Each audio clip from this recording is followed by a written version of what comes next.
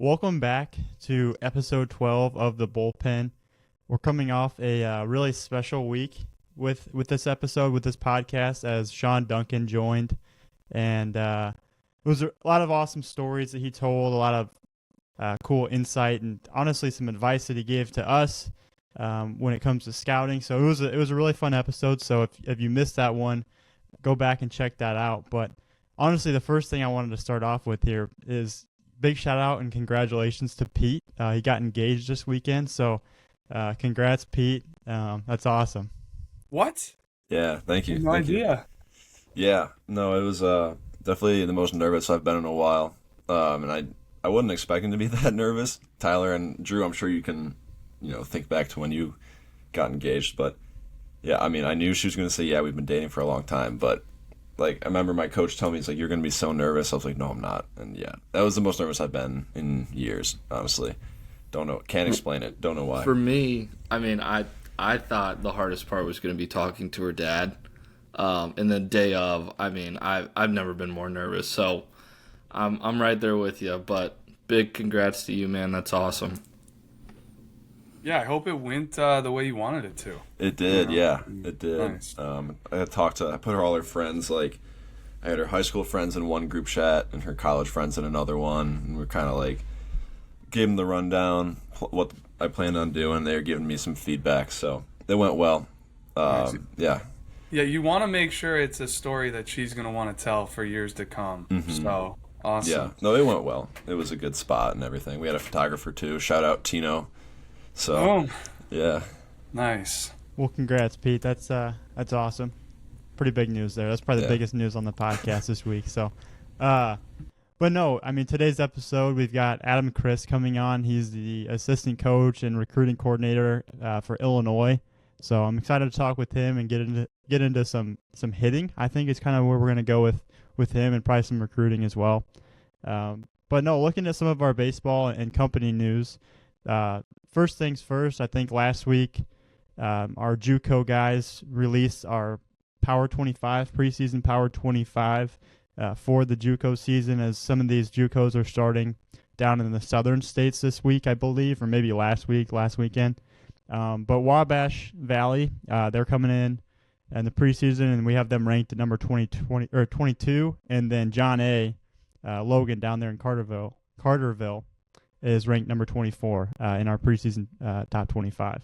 So pretty big, pretty awesome, and pretty big news there with those two teams. I mean, my biggest takeaway, and we might get into it with Adam Christ a little bit, is just how fast the spring starts for these colleges. I played NAIA baseball down in southern Indiana, and we were similar. Like, our season started extremely early. But these JUCOs going down south, everybody kind of varies when they open up. Some of these Midwest JUCOs are a little more aggressive than others, but just the fact that we have baseball on the horizon, that there is weather good enough to host some games down south, it's just kind of exciting. Kind of gets the juices flowing. Yeah, absolutely. And then another big thing that came through last week, D1 baseball announcer, like preseason pitcher, player of the year, things like that for each conference. And Dom Vagley, who was a very good friend of the show, he was on a couple weeks ago, was named the Big 12 preseason pitcher of the year. Last year he was the Big 12 freshman pitcher of the year, and coming into the year being named the Big 12 preseason pitcher of the year is a pretty big honor.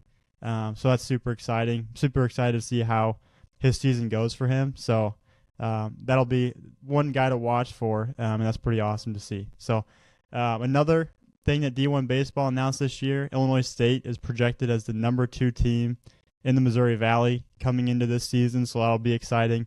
As a Illinois State grad, I'm pumped to see that. I hope they have a good season. Always rooting for them, always watching them. D1 baseball also ranked Brendan Summerhill, who is at Arizona and is originally from Whitney Young. They ranked him as a number 13 overall college prospect this year. So that's another guy to watch for this year. I know we have him listed pretty high in our mock drafts, right? Have you guys seen that? Yeah, I think regardless of where you look, lately he's like a consensus top 15 pick as of right now. So yeah, that's big time. even being just ranked number 13 in all of college. Like, I think Shooter was saying, right, like this year's college draft, like, might not be as heavy at the top. Like, it might be more high schoolers going early this year. So, no, really cool for Brendan. Well, and Gavin, I'm sitting here looking at our notes for the podcast, and Brendan Summerhill, ranked number 13, like you said, by D1 Baseball. We mentioned Illinois State, right? They're picked number 2 in the Missouri Valley, and then they also had 2 guys landing on this list. And I know I'm probably stealing your thunder, but Shai Robinson from Homewood Flossmoor comes in at number 89, and then Daniel Pasella from Mundelein comes in at number 115. And I think my biggest thing when I look at this is just how good the 2022 class in Illinois was. I had to pull up our rankings from back then just to look, but like some of the names in that class, Noah Schultz. He's the number 1 left-handed pitching prospect in baseball or something like that. I think I recently saw. Owen Murphy, we had him on the podcast, back-to-back player of the year here in Illinois. Then you got Jack Lausch at number 3, and we hadn't heard his name in a while because he went to Northwestern to play quarterback. And I thought like some really interesting breaking news within the last week or two was he's going to give baseball a shot again. And was just an extremely athletic left-handed hitting center fielder that could flat run, thoroughbred athlete. And he's going to have a transition getting back into the swing of things, going from high school baseball into college baseball. It's not going to be easy. But, man, that should be a fun one to watch. And then we had Brendan Summerhill at number 4 in that class. Behind him, you have Ashton Izzy, who was Oswego East with Noah Schultz, was a draft out of high school. Him and Noah Schultz both drafted out of Oswego East. And then like just looking down this list, you've got Estevan Moreno, who's making a name for himself at Notre Dame. You have Luke Adams, he was drafted out of high school. He's making his way through the Brewers organization. Victor Izquierdo. I mean, so many good names. And then down at number 12, we had Daniel Pasella. At 13, we had Shai Robinson. So I love that, looking back, seeing at the guys that are kind of, performing and excelling at that next level and where we had them ranked, and just how strong that 2022 class was. Like, there are so many more names. I'm going down the list here. We had Casey Hintz in the 30s. He's supposed to be one of the top arms at Arizona this year.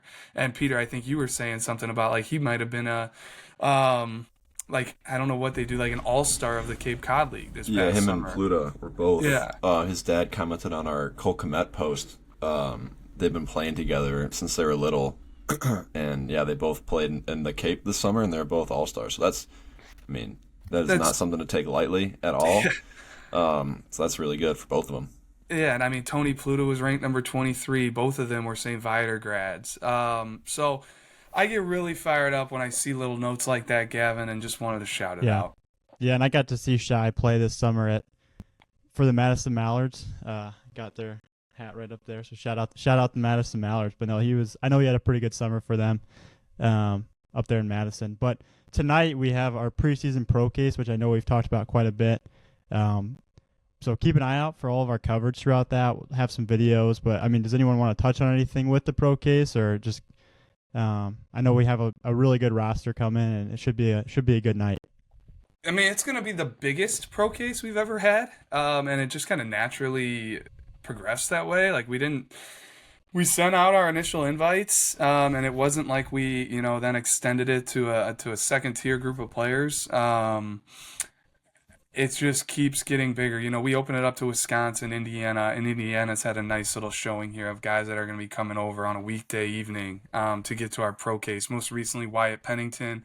He's a two-way guy, committed to Evansville, but it looks really good on the mound. I don't know for sure if he's going to be ready to throw at the event or not. Lucas Grant was a recent sign-up we just had, left-handed arm out of Joliet Catholic going to Purdue. Really excited to see him, see if he's 100%, which he better be if he's throwing at this thing. But just a strike thrower that we've talked about on this podcast before. But no, Gavin, it should be great. Dominic Jacoby, Harper, shortstop, that's also a right-handed pitcher, but he's been getting some pro love. He's going to come. So it'll be a nice little mix of states, and getting a JUCO guy in there will be kind of interesting. But hopefully the turnout's great, and I'm really looking forward to the night. I really and then like going off that. Oh, sorry, Pete. No, go ahead. I was just going to talk about quickly how cool of an idea it is to have the JUCO, aspect of it too. It's kind of a no-brainer for us, Drew. I don't know how you feel about it, but I mean, I think it'll help draw more pro guys because they want to see them too, but just add quality, depth to the roster and really talented players too. Yeah, no, that's the whole thing is like, let's give the pro scouts what they want to watch, and value to the event.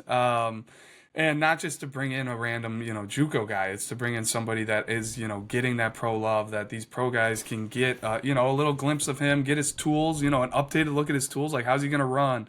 What's that arm playing like across the infield? But, JUCO, it's tricky. Like, they're practicing. We just talked about it. Like, their seasons are going to be opening up really soon. So certain JUCOs, it's like, hey, I don't want my guy to showcase this close to the season. Other coaches probably look at it differently. Like, hey, any opportunity I can get to showcase my guy, whether it's for a pro guy or that next level, they're going to want to do it. They're going to want to, do whatever they can for their players and their program. So, we'll see. I don't know if it's something that'll grow from this after this year or not, but especially having a position player, I think that's a little different than having an arm with the season so close. Yeah, and then going off the pro case, this Sunday we have our Super 60, which is obviously the premier draft showcase that we have. And I had to represent on it with the hoodie today, Gavin. Drew's got the hoodie on. Super 60 week here. Yeah, so big event. A lot of talent from all over the country coming to the Max in Chicago. We have some Illinois guys coming. I don't have the number in front of me, but I think we have 4 or 5 guys. A mix of some position players and a couple arms, I believe. But should be good. And then Def, I don't know if you have anything more on this, but Ryan Presley just got traded to the Cubs, I believe. He didn't sign. He got traded from the Astros to the Cubs. But do you have anything more on that? I don't think it's finalized yet, but it's gonna happen, basically. But I mean, it seems like a good pickup for the Cubs. I know Drew, probably a couple months ago now, said, "Hey, they gotta do something about that bullpen." So I also saw something on Twitter that Cubs probably aren't done. They're looking to add even another arm or two to the bullpen. So seems like a good get for you guys. That'd be big time. He gives me John Lester, Cowboy Killer vibes, and those are the guys that we need. What I had one hang up with the deal, and I don't know how true this is, but he had a no trade clause, and he turned down a trade somewhere else, and accepted a trade to the Cubs, contingent on the fact that he would be the closer, and that I'm not in on. We're promising this guy, so the minute he struggles and isn't the closer, we're going to have a clubhouse issue. I don't know. So I'd be curious how true that is, what was said. Making a promise like that to trade for a guy is always a little scary in my opinion. So who knows what's true there, but that was something I read, and, it's probably one of those things you read something on social media, who knows how much weight it holds. But no, you are 100% right. I think the Cubs could use as much bullpen pitching depth as they could get, and we will see. I haven't dug too much into Presley's numbers to see how he's been over the past couple of years. He's been good. He took a little step back, but I'm kind of with you, Drew, on that. A little weird with him being promising him the closer, but I kind of have come to the realization or idea that I like that we have someone that wants that pressure and wants the ball there, because we've been struggling in that aspect for a while with a good closer. So if we have someone that wants that job now, all right, that's fine. I hear it's you. yours until you F it up, but we'll see what happens then. But no, I think it's a good pickup. He's had really good numbers the last couple of years. I know, Def, you're probably more in tune with it than me, but he did take a little step back last year, but still was really solid, I think, right? Yeah, I think it's a good pickup for you guys, especially with how bad it seemed like the bullpen was last year. But Ryan Presley, let's go. Really excited for 2025. I was hearing some Bregman rumblings. Who knows what's true, but I hope the Cubs aren't done. And my whole thing with the Presley thing is if the Cubs aren't performing in the middle of the year as well as they should be, and we want to trade for a closer, we should be able to trade for a closer, a back end guy, and not have to think twice about it. if it's going to make the team better. So we'll see what happens. I'm excited that baseball's around the corner. I saw some videos of like I think it was Pete Crow Armstrong getting some work in at spring training and stuff like that. So it is hopefully here sooner rather than later. All right, now looking at our Player of the Year watch list, last week Hammett published a really cool story talking through a lot of our different potential Player of the Year guys.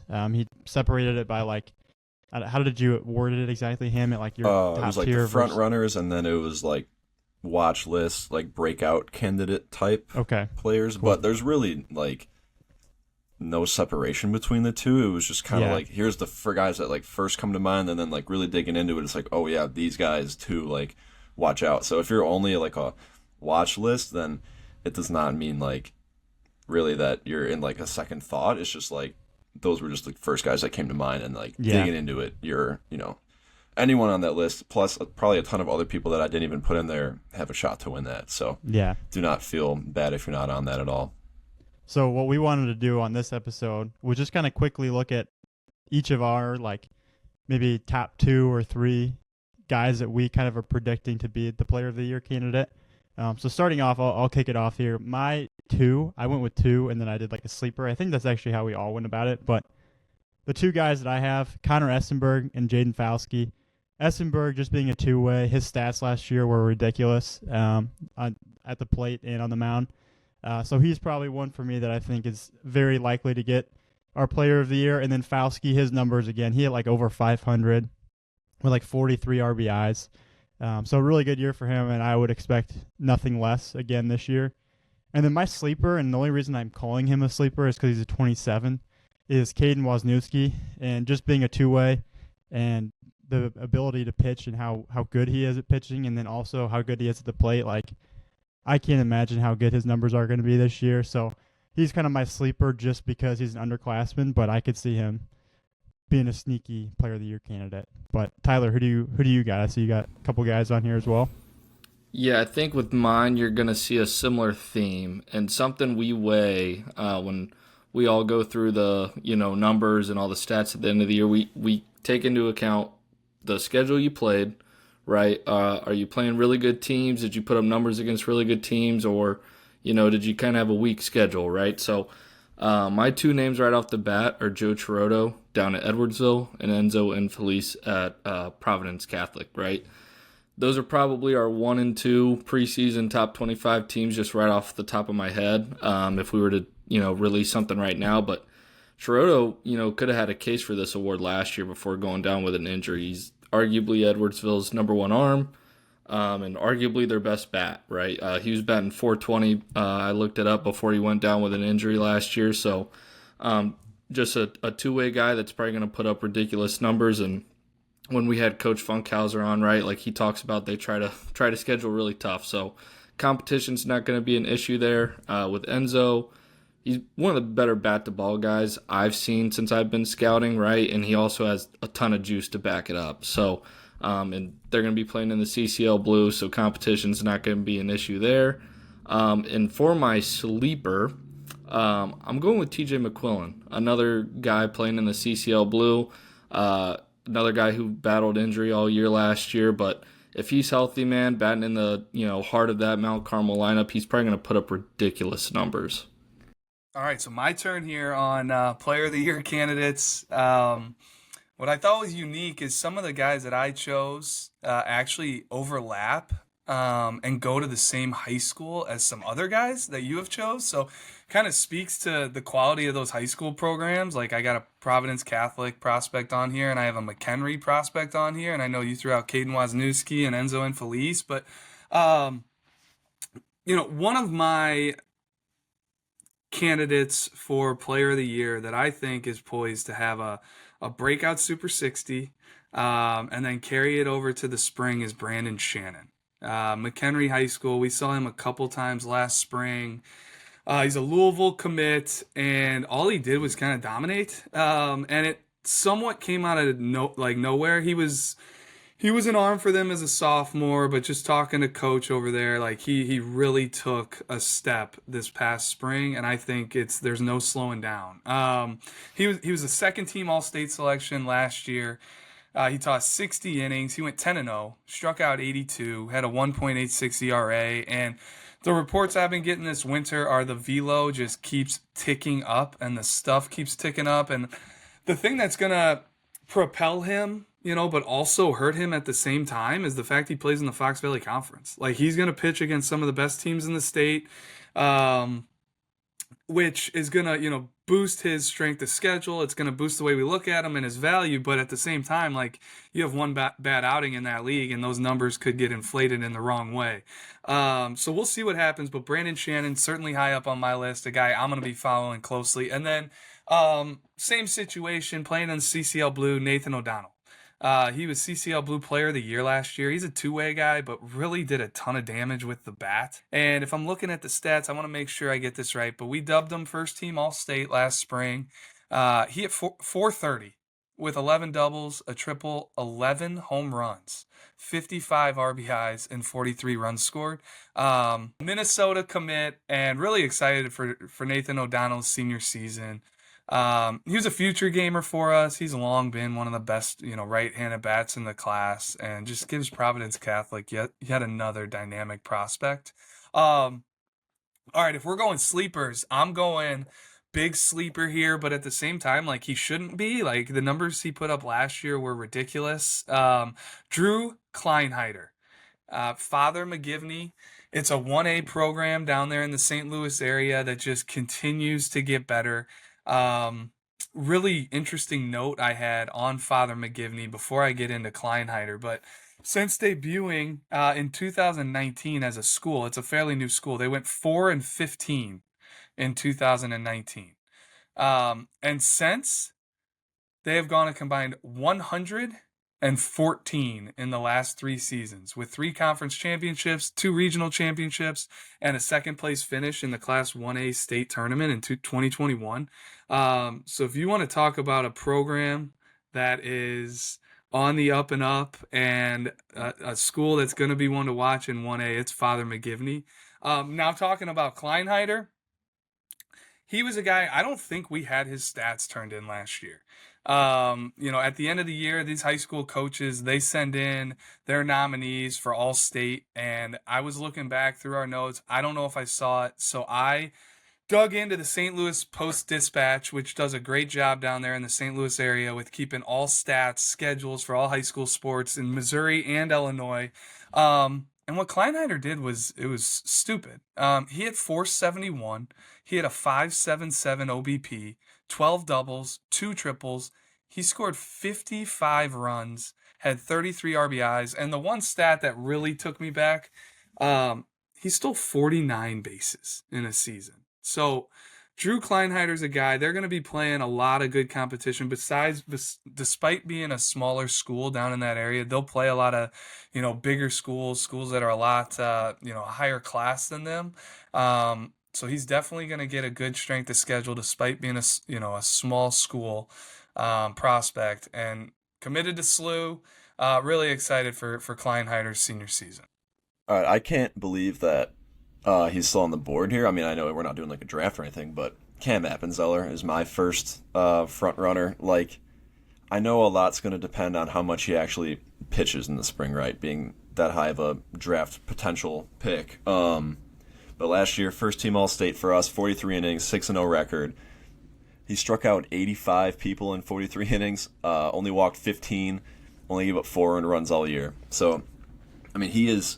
I remember I did some digging a couple weeks ago. He's the highest level national ranked guy we've ever had in Illinois since PBR has started rankings. So I think just that alone like puts him at the top of the list. Like, if he pitches enough, he's going to ball out. He's going to strike everybody out. He's going to have a heck of a year, and hopefully get his name called pretty early. But I'm also going to piggyback off. I forget who. I think it was you, Gav. Yeah, right Connor here. Essenberg. Yeah, Connor Essenberg. I mean, oh man, I haven't had like confidence in somebody to just ball out like I have in him. I haven't had confidence like that since like Owen Murphy. The compete is just unparalleled to anyone. And the two-way is what really sold it for me. Like it's gonna be tough for a non-two-way to win, probably. They just have it a little easier when they have both stats. But man, I love the bat. I mean, he's coming to the Super 60. Is he just pitching, or is he hitting too? I'm No, he'll actually be doing not sure. both. Okay, Yeah. sweet.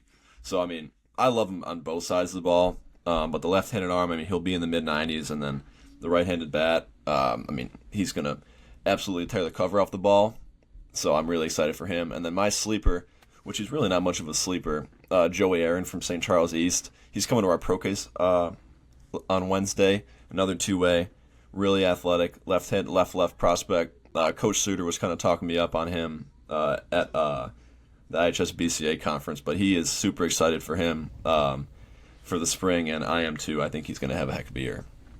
And Peter, Well, I Pete- also want to Go ahead, clarify. I want to clarify that I did not go with Appenzeller just because of that potential, his innings. Not sure how many innings he's going to throw, so I would have gone with Appenzeller probably if I Sure, knew for sure you sure he would. was going to throw a certain amount of innings. But go ahead, Def. Well, here's the thing, right? Like, there's precedence with Appenzeller. Like, Ryan Sloan was on an innings restriction last year, but he was so freaking dominant that he won Player of the Year, right? So it's going to be really interesting. I'm sure Appenzeller is going to rack up numbers regardless of however many innings he throws, but there's definitely precedence there. And, I mean, if this were a betting podcast, he'd have to be the odds-on favorite.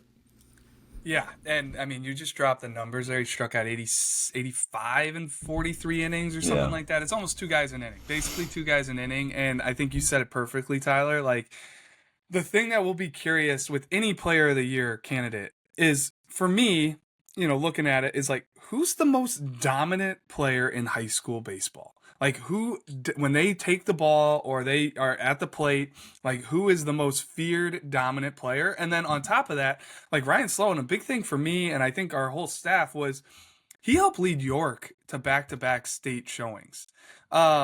This past year, he threw 40 innings or just over 40 innings, but he helped lead York in the playoffs to state once again. So, can Appenzeller, kind of lead that Glenwood team along with the Dylan Huffs of the world? And I'm sure they're going to have all kinds of talent over there. They do every single year.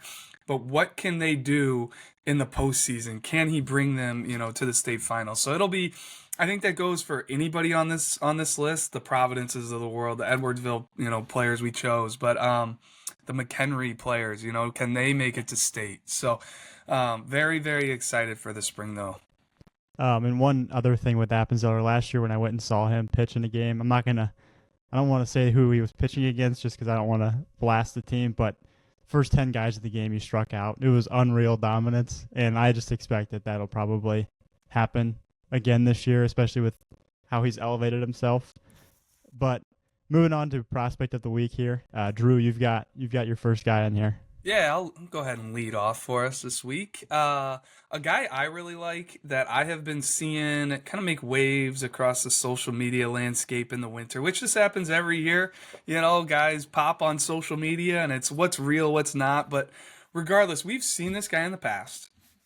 He's battled some injuries. And then when you see this kind of stuff pop up in the winter and he's, supposedly healthy, certainly looks healthy, like it gets me really excited. Braden Deverman, normal U high. He's a 2025. I know you guys have kind of moved on to that 2026 group. I'm going to sit here and I'm going to continue to try to give some love to those seniors that are still looking for a spot.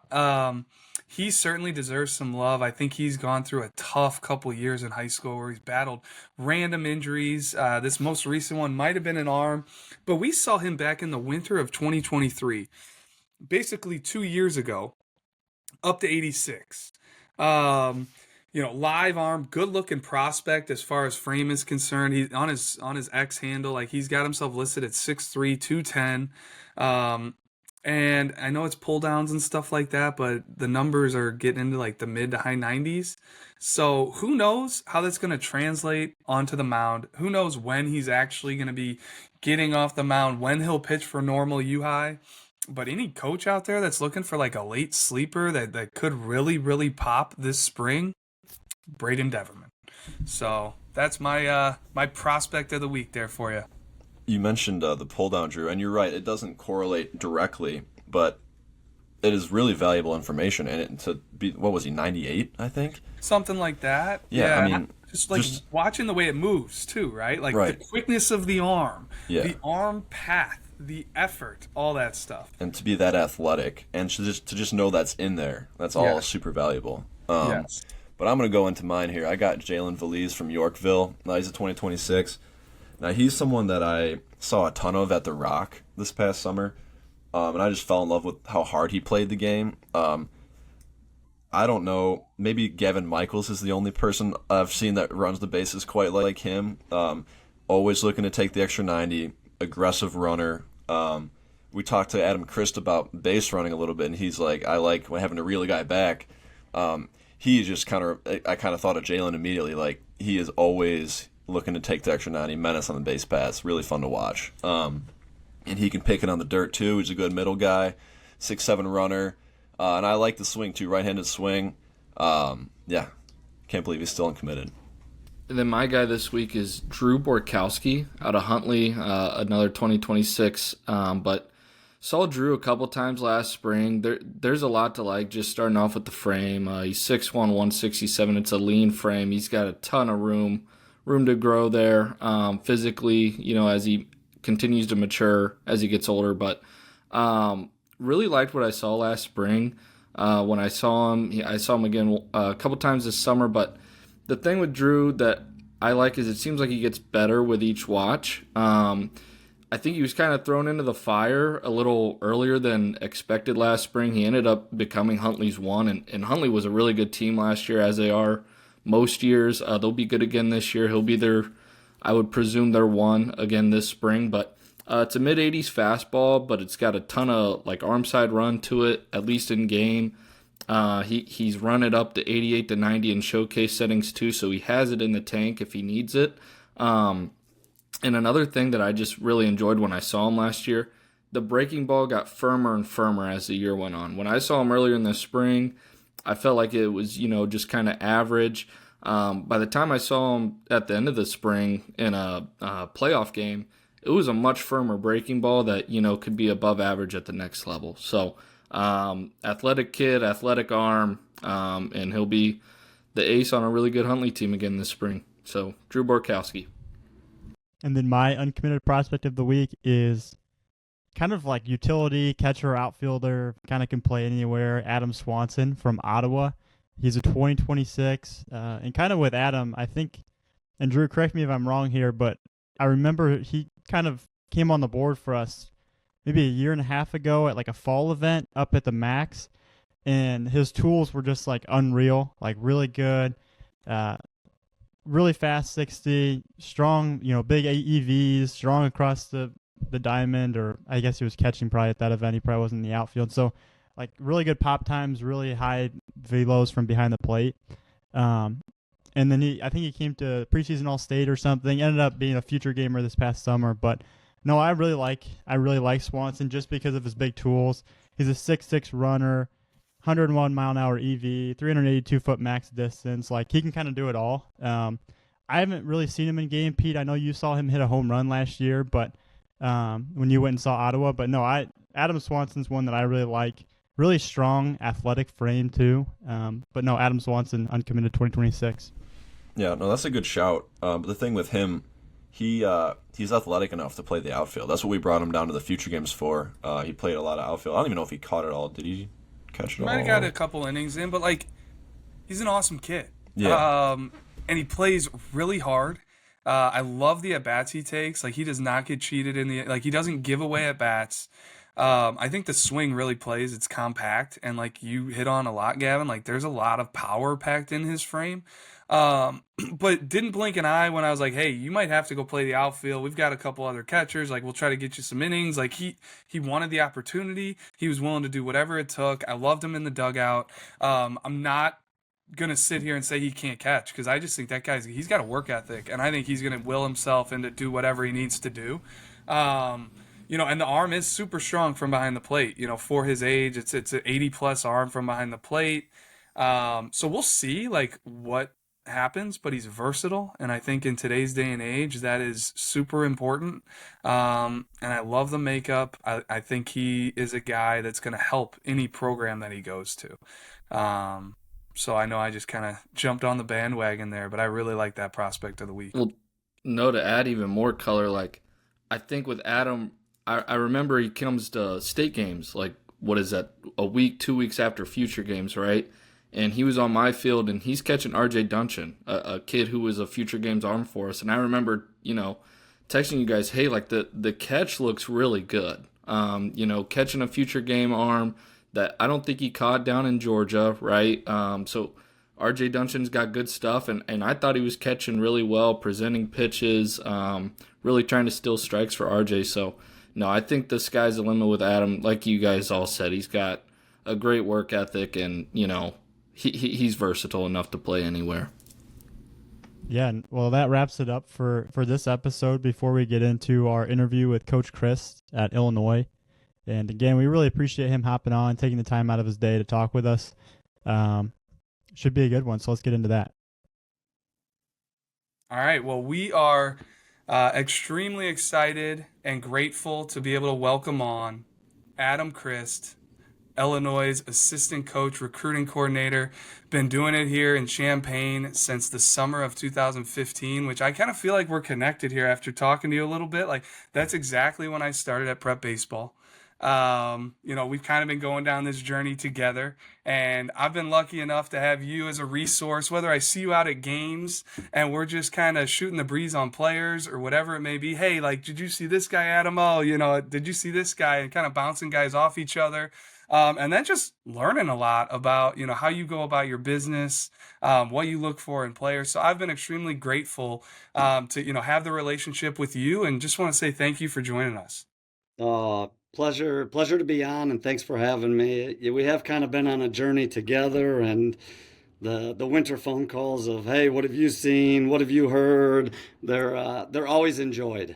Well, I love that because it brings me back to a lot of conversations, and a lot of it too, just like you making sure you're on some of the right guys. And I love it because you always bring up names or, maybe guys I haven't seen in a long time that make me kind of reevaluate or look at a guy again. So it's greatly appreciated. And hopefully I do that, to you as well. Give you some names. You guys are great resources and appreciate what you do. And yeah, it's fun, especially back then when it was maybe you're recruiting a little younger kid Yes. than it is now. So it's a little bit different now as you're trying to go discover that guy and maybe get him committed. Now it's more discovery and see if you can hang on. Yeah, I mean, is that something you want to talk about? Just how it's changed and impacted not just your, but every coach's life? I think the last year or two, a lot of coaches in the summertime haven't really been sure if they're even doing the right thing. Recruiting the right age, like doing the transfer portal thing, the JUCO thing, how many high school guys to commit. I mean, has it just been a learning curve, a work in progress here as you go? Yeah, I think it definitely has. Do I think it's right? Yes. Do you let these kids mature and recruit them later? Absolutely. I think it's good for the kids. For us personally at Illinois, sometimes we would get in there a little early on in-state guys that people out of state hadn't seen. So it kind of opens the floodgates on some of the players, being later on. But if it's good for the kid, it's a good thing anyways. The biggest thing with the recruiting now is just the fact that you have a few different buckets to recruit from now. Before it used to be get a high school kid or a junior college kid. And now you look at it with the transfer portal, junior college, high school, post grad programs now. I mean, there is a lot of ways and a lot of different places to get players now that it wasn't in the past. And with that, it was interesting. I was listening to a podcast that PBR Indiana did, Cooper Trinkle, and he had on the recruiting coordinator at Notre Dame. And I didn't really think about it from a Notre Dame, some of these higher academic programs. And Illinois, I think, kind of fits in there. Like, they basically can't get transfer portal guys because of the academic situation at Notre Dame. At Illinois, are you guys lucky enough to have the high academic standard, but yet still attack a transfer portal guy if you want to? That grad, that the what he has, that fifth year, that final year, I'm grad transfer. Like, are you kind of able to go down all those different buckets, or is Illinois a little limited in some capacities? We are limited in some. We can go after the grad students, and the younger players in the transfer portal. Okay. When they get too far down their degree path, it's tougher to transfer in here. Okay. In terms of that, they're really not. Illinois is a great academic school, and they're going to hold the standards of getting an Illinois degree and not just coming in and taking 12 credits and getting an Illinois degree. Yeah, absolutely. So for us, it's kind of the start a graduate program or a younger player that hasn't been that far in his academic career yet. Okay. One thing we're kind of just briefly chatting about that I wanted to ask you, but since you've been doing this in 2015, like, first off, maybe some of the first commits or recruits you had that really stick out to you, and then just since you've been doing it, any ones you're really proud of, or any guys that maybe were not the guy you offered, a huge amount of scholarship to, but they turned out to be extremely vital for the program, really improved, somebody that you just were super, super proud of. Yeah, I think first off, coming in the summer of 15, so some of the 16s and 17s were committed. Eric Snyder did a great job here. Spencer filling in for 9 months or whatever he made it here. They did a great job. The likes of Michael Massey, Ben Troike, some of those guys being committed, and then coming in here and being able to develop a relationship with them and keep them coming to the University of Illinois was great. But I think, Brennan Comia was one that was maybe a hotter player in Illinois in the PBR rankings and some of the Pro K showcase stuff that he was doing. And to get him to stay in state is probably one of the bigger ones at the time. He was a fan favorite of mine as well.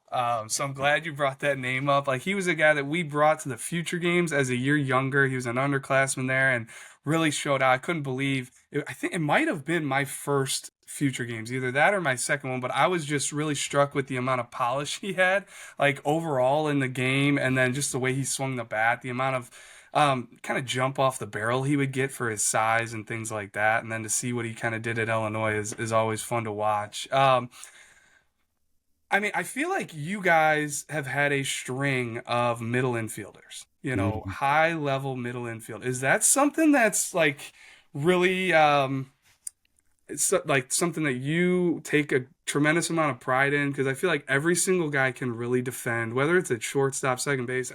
I think of Cal Haja. Yeah. Like, he's one of my favorite high school shortstops I've ever watched. As far as, Christian Knapchak was up there, but Yep. as far as knowing the game and IQ and throwing behind runners and the dekes, and you could just watch him and just this guy's as smart as a coach on the field, is the way I always kind of was taken by him. Is that something that you're all like? Is that a sweet tooth for you? I think is what I was looking for. It sure is. You go back to recruiting, you start in the middle of the field anyways. So you got to have people that can defend in the middle of the field. And yeah, shortstop, you got to be able to play defense. If you can pitch and play defense, you have a chance to win more games. Because there are going to be days you run into a buzzsaw and you just don't get your hit. But the one thing that can't slump is your defense. So you got to play a high level defense, and I think it's important to have a high level defender at shortstop. And that you look at last year, winning the Big Ten and having Brody Harding and Cal in the middle. They made a lot of plays, and it wins you games. So Cal is one of my favorite. He is such a favorite that he is finishing his degree, and he is on the coaching staff as a student look at that. helping. So he's made to coach. I love to hear that. Yeah. Getting into just some things that are kind of new at Illinois. Like, first off, I think as a staff, anybody around the state, anybody that's kind of tuned into the university, man, like things are kind of like double arrow up from what it seems like. You look at the football program, you look at what the basketball program's been now for a handful of years. Um, what's the excitement like at Illinois? Like, is something causing this? I mean, obviously the golf program has been long, one of the best golf programs in the country. I'm sure there's even other sports that I don't know about, but what's the secret sauce you guys got going? Well, I tell you what, there's a lot of buzz around Champaign-Urbana. I can tell you that much. With football, the season they had, basketball the last few years, golf every year, even women's basketball taking a step up, volleyball doing well. It all goes down to leadership, and all goes down to it's no different than your coaching staff. Who's in the building? And it starts with our athletic director, Josh Whitman, who is unbelievable guy and unbelievable leadership. And then it just flows down. And I think there's a sense of family.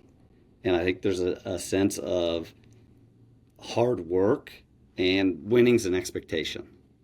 I think that's the thing that has flipped the most is winning is an expectation. It's not something you want to do. You expect to win. So it's tailgates and the buzz around the football stadium this year and basketball. I was at the game yesterday and it was electric and it's a great atmosphere. If you haven't been to a Illini hoops game, well They worth got it. they got the Orange Crush down there, right? That's The what Orange the Crush student is section is. rocking. Yeah, Yep. nice. Yep. Well, and they clearly have, I feel like, just been constantly investing. And I look at what you guys now have, at the baseball field and the indoor facility, and I kind of want to open it up to you. Like, when did that come about? How has it been since you've had it? How are you guys able to utilize it, and what are the benefits? Yeah, I mean it's we've been in it now 2 years. It was coming, it was coming. We hit a little COVID hiccup like everybody in the world did, and then we got it done after that. Everybody's got pitching machines, everybody's got a batting cage, but I think that it allows us to have a full infield. It allows us our netting system. They're all independent nets, so we can slice it any way we want it. There's ground ball machines, pitching machines, programmable pitching machines. I mean, barrel feeders where they can hit on their own, which brings me probably the biggest positive for us is that it's baseball only, 365 days a year, 24/7. Our No, guys no can go in there. softballs jumping in there either. Just baseball, huh? Softball has their own facility as well. Look at this. So Okay. they're investing in the athletics, and it's awesome. It's great for softball. It's great for baseball. What it helps is we don't worry about class schedules as much anymore because we can go anytime we want. So that's a nice thing that they can continue to focus on their degree, and we don't have to harm that part of it when sometimes please hurry from class, all that good stuff. We have our own facility. So you meant it's big enough to have a full infield. Like I want to kind of paint the picture for anybody out there that maybe doesn't know what you guys are working with. Big enough to have a full infield, but also have cages. Like can guys be hitting and doing infield defense all at the same time? All at the same time. You can have people hitting the cages. You could have a bullpen on the other side. Well, guys are live pitcher, hitter, catcher. You can slice it however you want it. There's a lot of things you can get done, and actually sometimes when we go out to our field, I don't feel as efficient. Mm-hmm. We get a lot done in the indoor, and the way we program it that guys aren't standing around. Something's always happening. One thing as you're talking, I'm just kind of sitting here thinking because you have artificial turf on the baseball field. Correct. Is it a similar turf? Like, can you tell a difference in the indoor turf versus the outdoor turf? Speed off the bat, even the foot speed, the softness of the turf, or is it pretty similar? So it's the exact same turf as Okay. the outside, and now even we went as far as home plates in the same spot, the same direction, Getting the same as the angle. field. So everything is the same, but obviously our turf is fairly new outside, Yeah, so it still seems very, very similar. I gotcha. No, So, that's but great. Yeah, In keep the those reps consistent, as consistent as possible, because those fields that have the artificial, natural grass, I guess, and the dirt, if they have an indoor facility, well, you're practicing on turf all winter and then going out to dirt. So just being yeah, able to have that same consistent feedback, I love to hear it. everything the same. And I Nice. think the biggest thing that we overlook with the indoor is the fact that now that you have it, guys go there a lot. So now the culture has changed a little bit. They hang out together, and it's big enough. It's not like one or two batting cages. I mean, however many hitters you have can be hanging out in there at once, and everybody getting some work done. So I think the culture, the work ethic, the team camaraderie, they're real close knit guys. Yeah. So I think that has brought them together. Well, that's great to hear, and I'm happy for you guys. And Gavin, I'm going to open up the Yeah. floor here, and I think you might have a question. Kind of going off of what Drew had mentioned about just the athletic department as a whole. Really, the basketball team's good. You guys just won the Big Ten championship last year. The football team's good. Like, how has that impacted your recruiting? And does it make these kids more excited to come to play for obviously a really good baseball program, but also get to go watch a good basketball team and good football program as well? Yeah, I think it does. When you're at a bigger school where you can come and watch Big Ten football in the fall, or be around high level basketball, and have a chance to win on the baseball field. I think that does affect it. I tell you what, it doesn't hurt it. So we continue to, and the Champaign-Urbana community is a big college town. So it's not stuck in a big city. So you look at it and they can come, and the campus is supported by the community. So we hope that everything continues winning, because it's an uptick for everybody in that. Another thing I wanted to get into, this is more of like a scouting, kind of like what you look for, but when you're out looking at a high school hitter specifically, what kind of gives you the confidence that they'll be able to hit at the college level? That's a golden question right there. You guys do a good job of giving metrics. So, and that's all stuff that we take, and it's kind of like getting a resume sent to your desk. So, okay, this looks pretty good. Let's dig in. I think if you're at the field, I think some of the most important things to me here at the University of Illinois are keeping record when you're watching that game of swing and miss in the zone and chase rate. Because there's one thing that doesn't go down as you move up levels. If you're swinging and missing at 15, 16 years old a lot, it won't go down as you go up. So I think that, to me, the contact rate and the chase rate are very important stats to me watching a game. We can go out and you can see a lot of good players, a lot of good hand speed, bat speed, exit velo. But when it comes to the game, who can move the ball around the yard and do in a consistent basis? I think the other thing is afterwards is the intangibles. The motivation, the drive, their mindset. Is it aggressive? Is it growth mindset? Managing failure. How do they do that? And then ultimately the character of the kid as well. I think those are the important things to me. At the game is the contact rate and chase rate, and then digging in on those four things afterwards is kind of what I look at. All right, so you bring up some really good points there that I think to inform these young men, these young athletes coming through Illinois, coming through the country, playing baseball, wanting to play at a high level.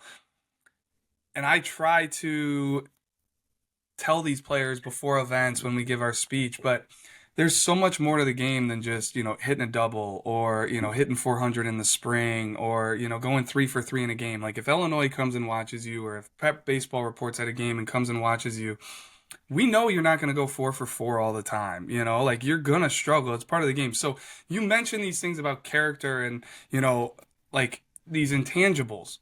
But how can a player help themselves on the field to where you're going to notice and be like, yes, that's the kind of guy I want? Like, is it the motor in between innings? Is it the way they stretch? Is it the way they play catch? Is it the way they get down the line or the way they round the first base bag? Like, these are all things that I want kids to know, like, hey, this is what Coach Christ at Illinois is looking at. And when you run a 4.7 down the line, I don't care if you hit 400 on the spring. Like, you are hurting yourself. You're 100% right. I think that's a big. How many times you've been to thousands of games and they're 0 for 1, fly out, 2 walks, and a hit by pitch? Yeah. Right? They swung the bat 2 times. You Yeah. leave there going, well, that was a great drive. But no, it really starts from getting there early. If you're at a single game, when they get out of the car or the bus, what do they look like? Are they carrying? Who's carrying their bag? Are they helping carry the team equipment stuff? How do they interact with their teammates? How do they stretch? Is it with a purpose? Do they play catch with a purpose? Because half the time, I challenge you. This is go to games now and get there for catch, and evaluate what team played catch better, and keep a percentage of how many win the game. I love it. Because I bet you it's 80%. And I always come away from watching a game of catch, and I could almost 80% of the time probably tell you who the best players on that team are just by watching them play catch. Yes, Yeah. just watch them play catch. And then you go into, what do they do before the game when there's downtime? I've seen infielders, obviously going back to my sweet spot of shortstops, Yeah. right? Let's go. Hey, there's downtime. They're waiting. They're out there doing picks on the warning track with their other infielder. Okay, he's got a little motor. He's got a work ethic. And then in between innings, are we just lobbing the ball, or am I playing shortstop? Am I in the deep hole trying to continue to get arm strength and build? And then, how you run the bases. That's a big thing. It's got to be hard all the time. I don't want to see someone turn it on and off. I want to see it on. For me, when you get a player, I'd rather pull them back a little bit than have to push them.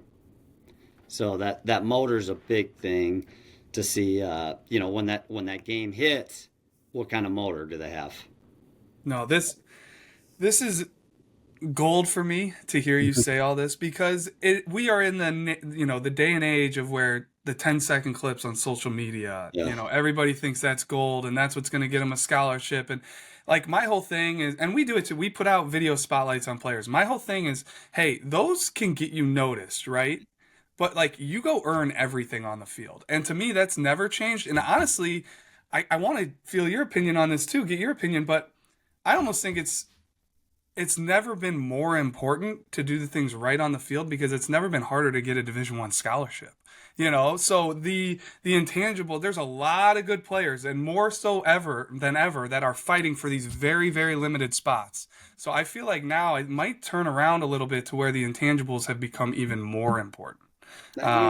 And I think they are. I think you're 100% right. And I still always go back to this. And social media, emails, whatever little video clips, that's all a resume. Okay, and either as a company, as a program, you like that resume, you put it in one pile. You don't, you might put it in another pile. Or you have that position, hey, we can't do anything with this, right? And then if you get a phone call from them, okay, your game, that's all the interview. That's what's going to get you the job or get you the scholarship. So it's one thing to be really good at social media and some video clips and all that, but that is just one small part of it. And the ultimate selling point is how you play the game, and then how you talk on the phone and what kind of kid you are. So I think we need to, some kids need to focus more on the interview portion than the resume portion, and they'll keep getting better. And to the parents out there, like, quit holding your kid's hand at a certain point. Right? Like, there's a certain point where you need to let go. Your kid needs to learn, hey, this is time for me to prepare myself for that job interview, and be able to talk to a grown-up and hold a conversation, and to be respectful, and to shake a hand, and to look somebody in the eye. So I think that's part of why we're doing what we're doing here, Adam, is to educate, is to inform, to bring guys on like you that can. I mean, who else do you want to hear it from? You know, they just won the Big Ten. They just won the Big Ten regular season. Like, I don't know. I can't say it enough. I can't hear it enough, and I love to hear it from you. So Well, I appreciate it, and I think you're right on the parents are there for guidance. Guide them, but don't do it. Guide them, give them guidance. Let's educate. We're educators here as coaches. Okay, even in life, we have them for 4 or 5 years. Heck, you never know. Some rulings we might have them for 8 now, but we won't get into that. Um, but we're here to educate, not only in baseball, not only to hit, catch, throw, but just throughout, hey, decision making, time management. We're here to educate. Parents educate and let them go. Let the leash go. yes, Instead of when you're walking your dog with that fixed leash, get the expandable leash. Let them go a little farther. They won't fail, I promise. You still got them on the leash. love the Let's, analogy let's there. let them go Yeah. here. Let them have a conversation and build those skills. And by no means am I saying it's easy, right? Like as a No. parent, I mean, I never want to, have my kid suffer or, he's 6 years old and when he's sick, I feel terrible. But it's something that I'll have to learn someday. And hopefully some parents out there will learn as well. But Tyler, I know you wanted to jump in. You got some hard-hitting questions over here. Yeah, well, we talked a little bit, right? You guys won the Big Ten regular season last year, but we might have buried the lead a little bit. You guys set a program record last season with 104 home runs. So, Coach, I just wanted to ask, what went into that power surge? Is it, maybe something as simple as like, hey, it was just a product of the guys you guys had in the lineup last year that were maybe more power centric, or was it maybe just a change in overall offensive philosophy going into last season?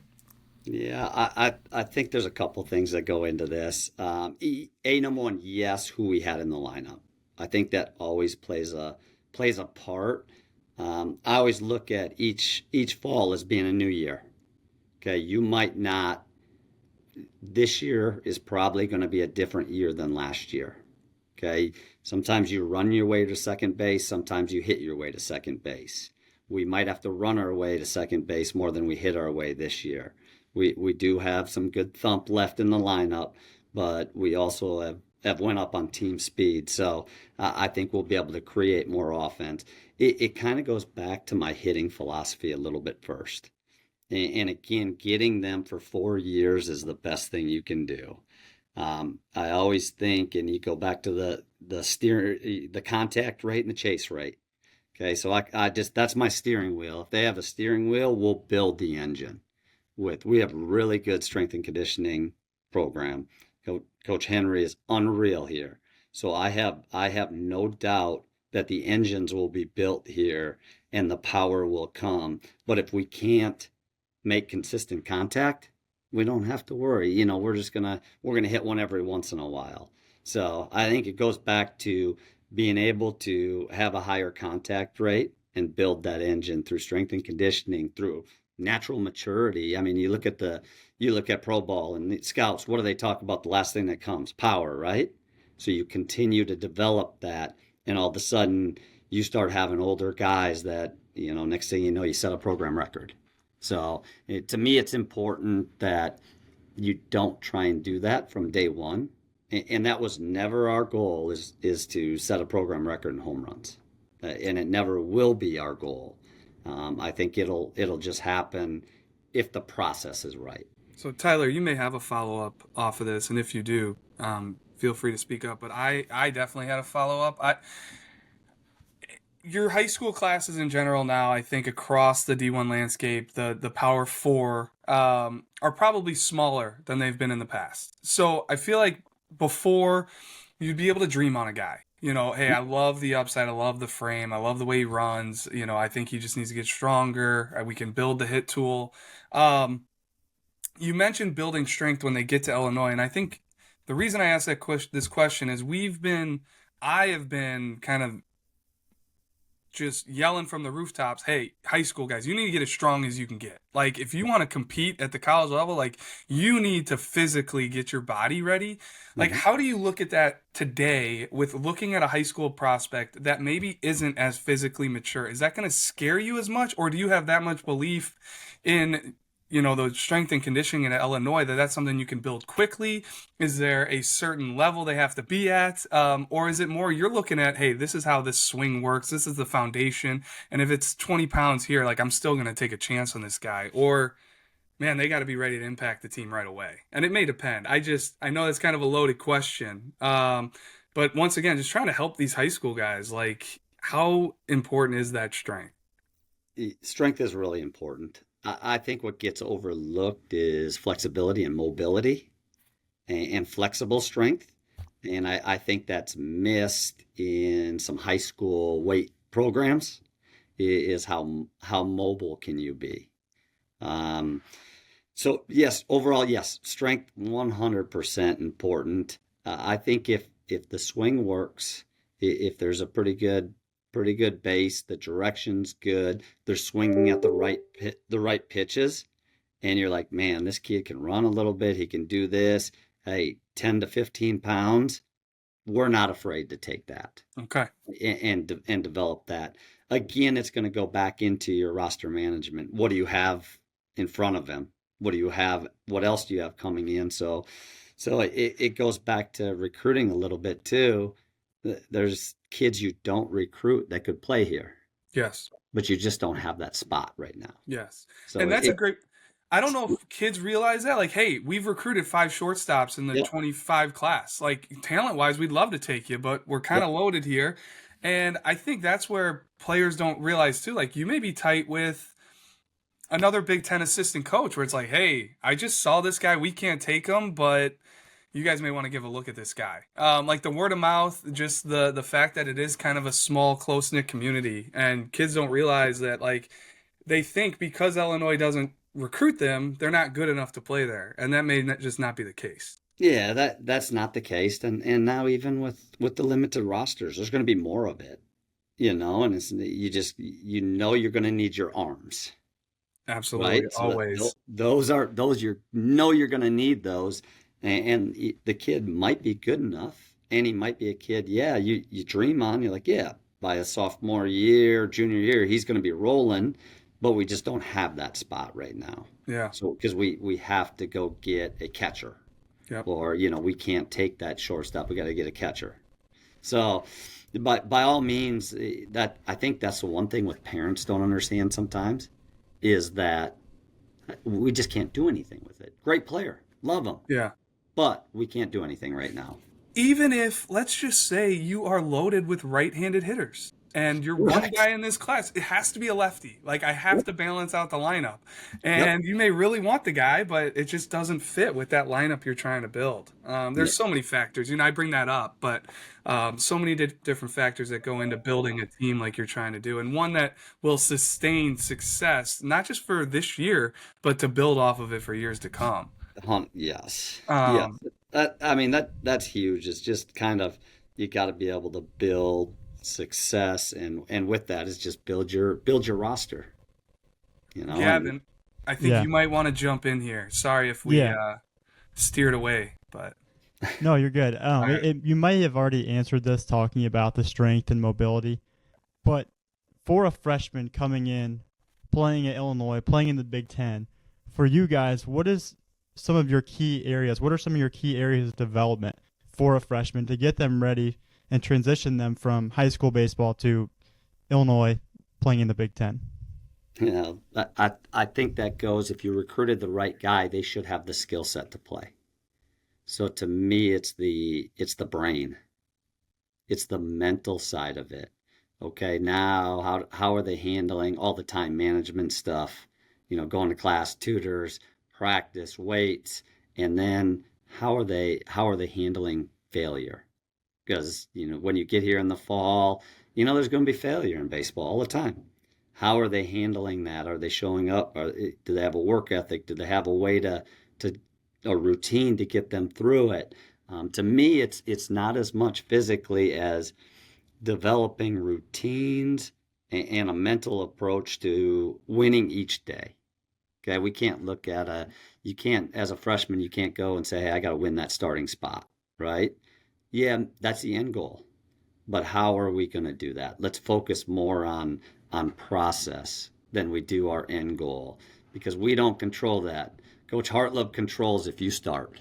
You don't control it. So we're going to control our process and what we do every single day. We only get 24 hours a day.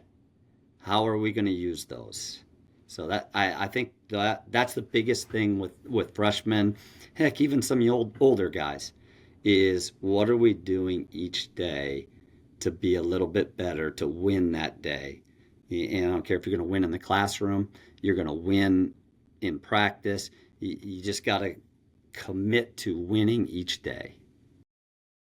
I think that's awesome. And I actually think that with a lot of times when we see these high school kids, that's not, I feel like they don't really understand that. And hearing that from you is definitely something that I hope they take into account with, if they're a freshman in high school, not even thinking about college. But Pete, I see you've got a question. I don't know if you want to hop in here. Sure. Yeah, no, I'm glad you brought up philosophy not long ago, Adam. The game's changing a lot, right? In multiple ways. Has your philosophy or Illinois' philosophy changed at all with the game, how it's kind of evolving? Yeah, I think, I don't know that it's changed a ton. Yeah, is the home run prevalent? Absolutely it is, right? But the one thing I always go back to, putting the ball in play is still always going to be really important. So, philosophy in terms of overall program, you still have to pitch and play really good defense to keep you in every single game. Okay? And then you got to be able to create offense. And that goes down to what personnel you have. And for us, it might be different personnel each year. Last year we hit some homers. This year, you never know. You might find us running a little bit more. So it depends on where you end up. Philosophy of the game, though, it is still to take the ball, swing at the strikes. Take the white thing on the mound and throw it over the white thing, right? Keep it simple, and then you'll find yourself, if you can do that more consistently, you'll find yourself top of the standings. Changing tunes just a little bit, but keeping it Big Ten centric here. The Big Ten has totally changed. Adding those West Coast schools, like what will that do with you guys, with travel, with schedule? Like, what are the impacts there for you, just right out of the top? Well, here's the nice thing. We're in the middle. That does help. We can go both directions. Yes. Right? So that, first off, we're in the middle. Secondly, I love it. It makes us a deeper conference overall and in all sports, not just baseball. It makes us deeper in all sports. Plus, the other benefit is, don't forget, some kids may never see that part of the country.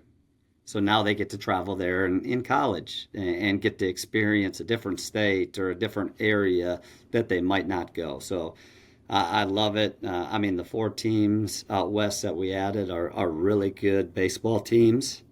So it's exciting for the conference. Anytime you can make a conference deeper, better off you are. Well, and I guess with that, is the RPI still playing as big of a role as it always has? Are they changing that at all? Because I know in years past, trying to make the postseason, like a huge part of your schedule is all looking at that RPI. The RPI is still a big thing. Okay. And I think everything is ever changing, just like the NCAA rules. I think in a month maybe it's something different, but it plays a big factor in it. And with adding good teams that play other good teams, the league RPI will go up as well. Yeah. Yeah. So talking about your schedule, the league, the RPI, like, do you have any big spring trips you're excited about? Any new this year? Is it the same old, or what do you got going?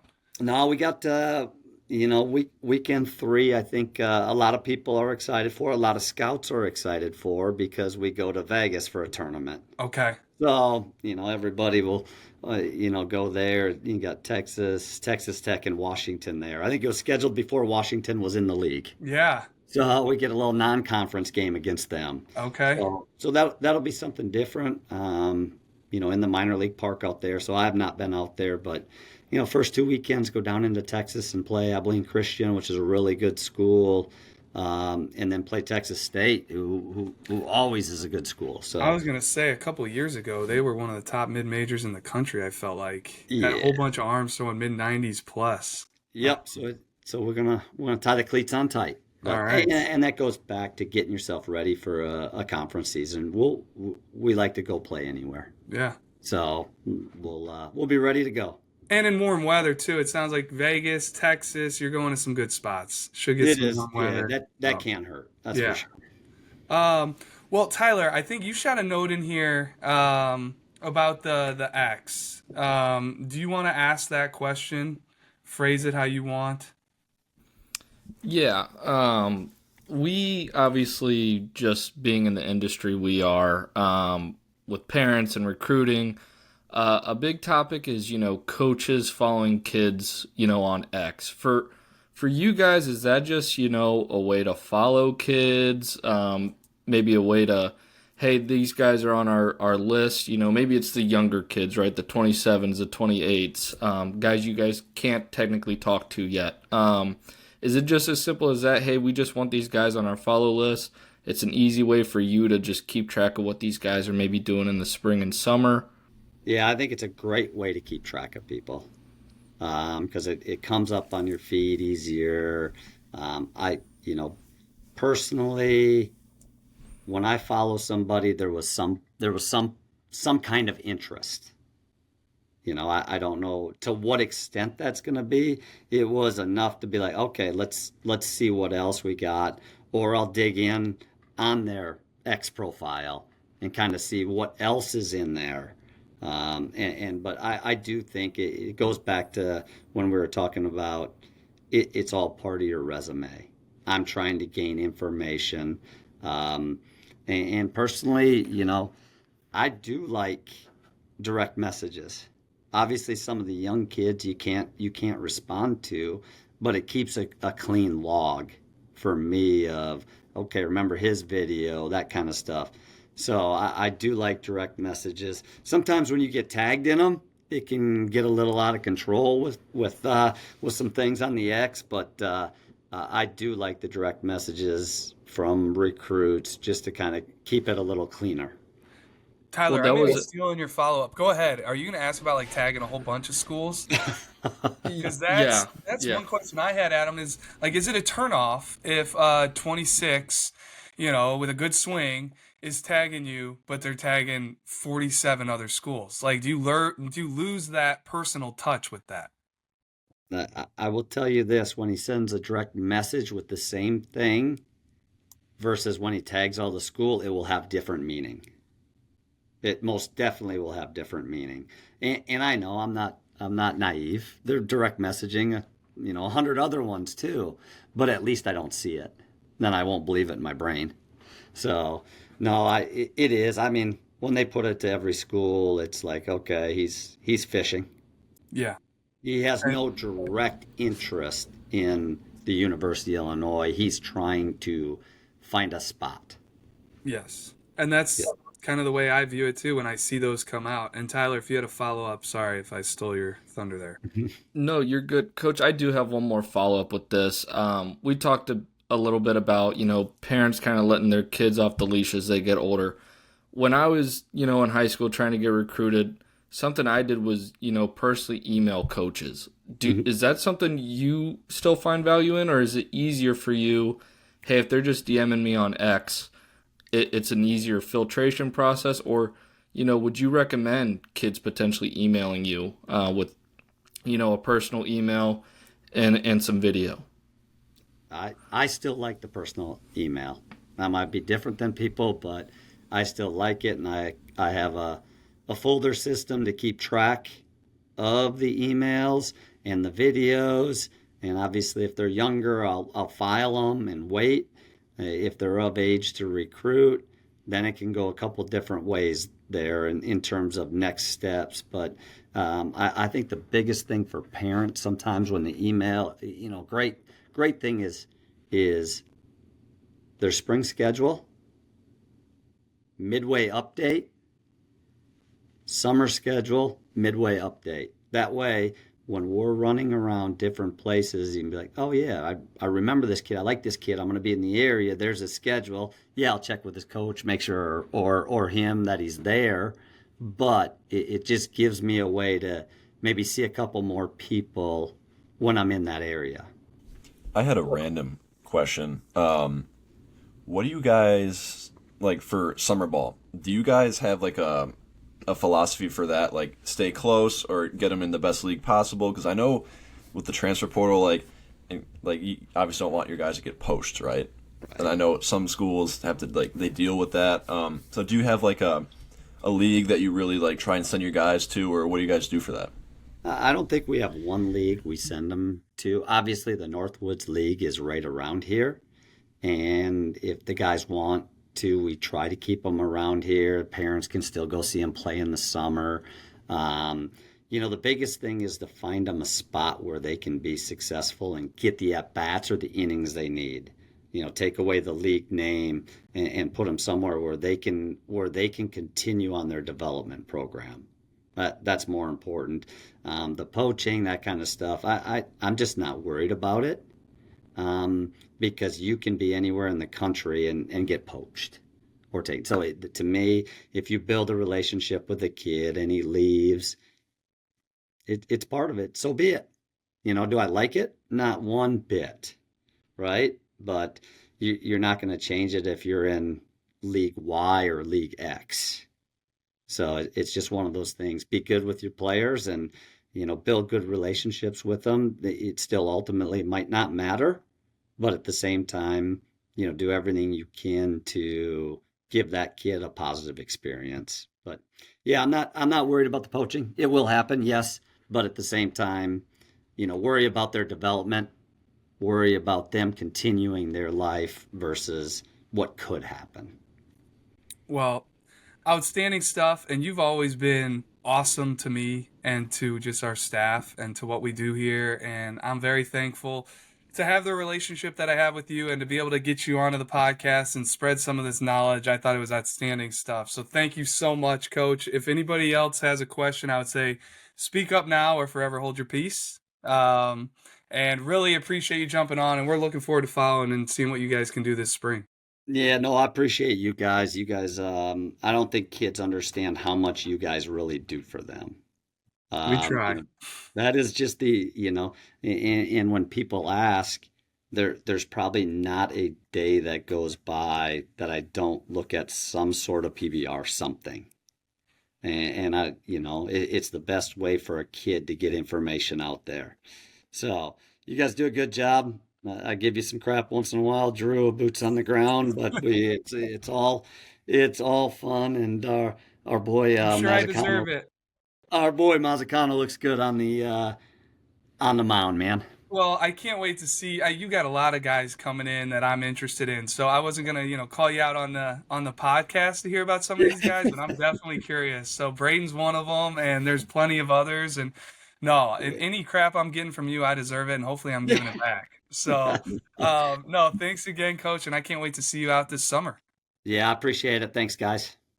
And then, this wraps up episode 12 of the Bullpen. Another great episode with another awesome guest. Really appreciate Adam Chris hopping on and talking to us. He provided a lot of great information, especially when it comes to like the recruiting aspect and trying to navigate the process and ways to kind of get on coaches' notice and the way to go about things. So really appreciate him taking the time and doing that with us and providing that insight. But that's it for this week, so we'll see you next time.